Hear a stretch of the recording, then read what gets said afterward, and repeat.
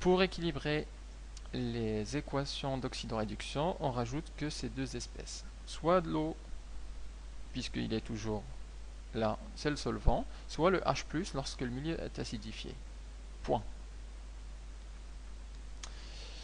Alors, il faut maintenant équilibrer cette équation. Le manganèse, on a un seul atome à droite, un seul à gauche, c'est bon. Regardons l'oxygène. On a 4 oxygènes à gauche et un seul à droite. Donc il faut multiplier ici par 4. Comme ça, on a 4 oxygènes. Ce qui nous fait 4 fois 2, qui nous fait 8 hydrogènes. Donc à gauche, on doit avoir aussi 8 hydrogènes. Et du coup, les espèces chimiques sont équilibrées. 8 hydrogènes, un oxygène, 4 oxygènes, 4 oxygènes, un manganèse. Regardons maintenant les charges électriques. Alors, à droite, la seule charge électrique qu'on a, c'est 2 charges positives. À gauche, on a ici 8 charges positives et ici une charge négative. Donc ça nous fait 7 charges positives. Plus un certain nombre de charges négatives qui va donner l'équilibre des charges. Alors combien il nous faut de charges négatives pour que ça soit équilibré? On a 7 plus, ici on a 2 plus, donc si on a 5 charges négatives, 7 moins 5, ça donne 2. Et donc, pour équilibrer les charges électriques, il nous faut avoir 5 électrons dans cette demi-équation. Et on a une demi-équation équilibrée qu'on peut utiliser dans nos exercices. Regardons un dernier exemple avec le chrome. Alors, le chrome, on a l'ion du chrome Cr2O7 2- plus quelques électrons qui va nous donner l'ion Cr3+. Donc on a des oxygènes à gauche, il faut équilibrer. On rajoutera des molécules H2O. Donc plus H2O. Du coup, on a des hydrogènes à droite et pas à gauche. Donc, on équilibrera avec des H+, bien évidemment, à condition de préciser que le milieu doit être acidifié ou un milieu acide. Acidifié. Donc, où on a la présence de cet ion. Ensuite, on va équilibrer ça. Alors, l'ion de chrome, on en a 2. Enfin, l'atome de chrome à gauche, on en a 2. Donc, il faut multiplier ici par 2. En oxygène, on a 7 oxygènes à gauche. À droite, il y en a 1. Donc, on va multiplier par 7. Ça fait 7 oxygènes, 7 oxygènes. En hydrogène, ça fait 7 fois 2. Ça fait 14. Donc, à gauche, on doit avoir 14 oxygènes.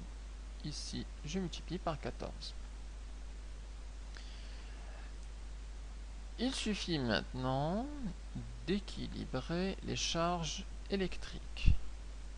À droite, on a 2 fois 3 plus, donc ça nous fait une charge 6 plus. À gauche, on a des 14 plus et là 2 moins. Donc 14 plus plus 2 moins, ça va nous donner 12 plus. 14 charges positives, 2 charges négatives. Ça nous reste 12 charges positives. Donc combien il nous faut d'électrons pour équilibrer cette équation? Il nous faut 6 charges négatives. Comme ça, 12 moins 6 égale à 6. Et donc, on aura besoin, pour équilibrer cette demi-équation, de 6 électrons. C'est une demi-équation équilibrée qu'on peut utiliser pour les calculs après. Alors, c'est le maximum de difficulté que vous verrez sur des couples. Pour l'équilibrage des couples oxydoréducteurs, c'est le maximum qu'on verra. Donc simplement, on utilise le H2O. Si on a besoin, on rajoute un ion H+, à condition d'un milieu acide. Continuons alors.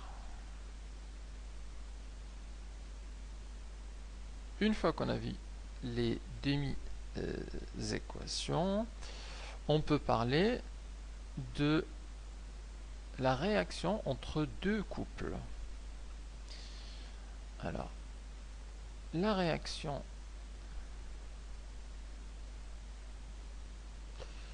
d'oxydoréduction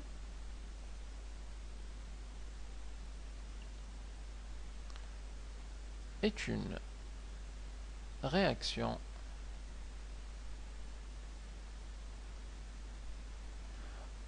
qui se passe entre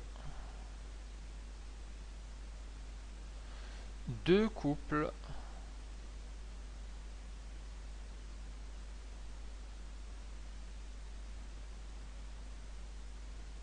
oxydoréducteurs.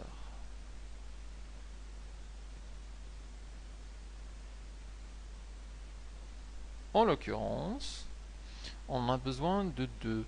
Par exemple, on a besoin du OX1 RED 1, c'est le premier couple, et OX2 RED 2.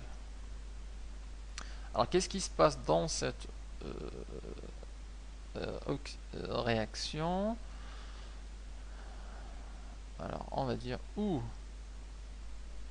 l'oxydant de la première réaction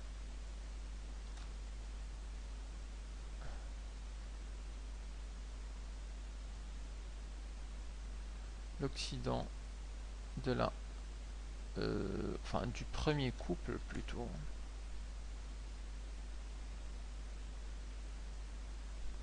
c'est-à-dire OX1 réagit avec le réducteur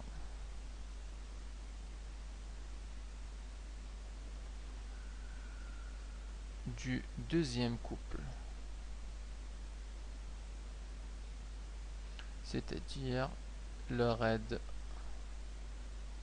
2. Et on modélise ça assez souvent par la règle de gamma,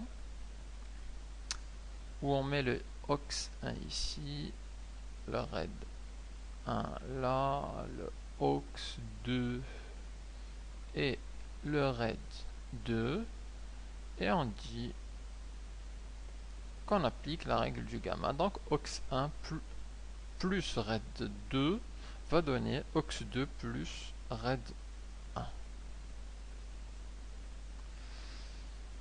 Alors voyons un exemple de réaction.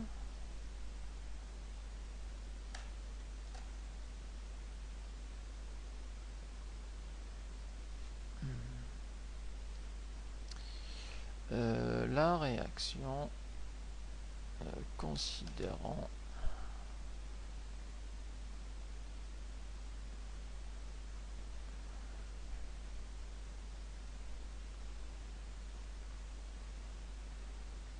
la réaction entre les deux couples suivants, H3O plus H2 et le couple Cu2 plus Cu. Où est-ce qu'on trouverait ce type de réaction? Par exemple, si on plonge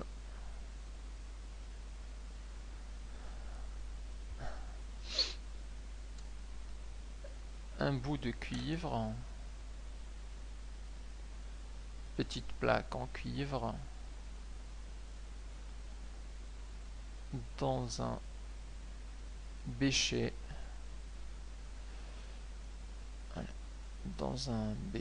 contenant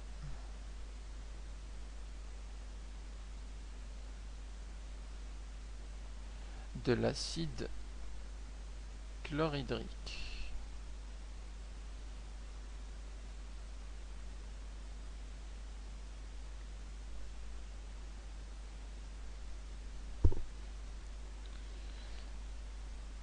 Le cuivre, la plaque de cuivre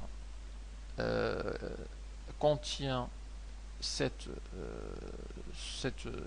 couple, et l'acide chlorhydrique, en fait, il contient le deuxième couple, puisqu'on sait que l'acide chlorhydrique, c'est le H3O+, Cl-.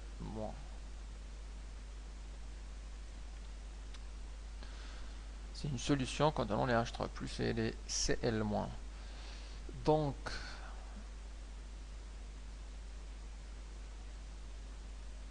l'expérience, on a ici notre acide H3+, Cl-, et on plonge dedans petite plaque de cuivre. Alors, il se passe une équation, il se passe en fait une réaction d'oxydoréduction entre les deux couples. Pour cela, on va écrire chaque demi-réaction. Ensuite, on va faire la somme des demi-réactions pour obtenir la réaction finale qui se passe. Alors, pour le premier, on l'a déjà fait ici. Donc, du 2H3O+, 2H3O+, plus 2 électrons, qui donne du H2 plus 2 H2O. La deuxième demi-équation, c'est celle du cuivre. On l'a déjà. Alors, seulement, je vais l'écrire dans l'autre sens. C'est-à-dire, je vais mettre le cuivre à gauche et le Cu2+, plus 2 électrons de l'autre côté. Pourquoi ça? C'est parce qu'en faisant la somme, en fait, il faut faire attention à ce que les électrons se simplifient des deux côtés de l'équation.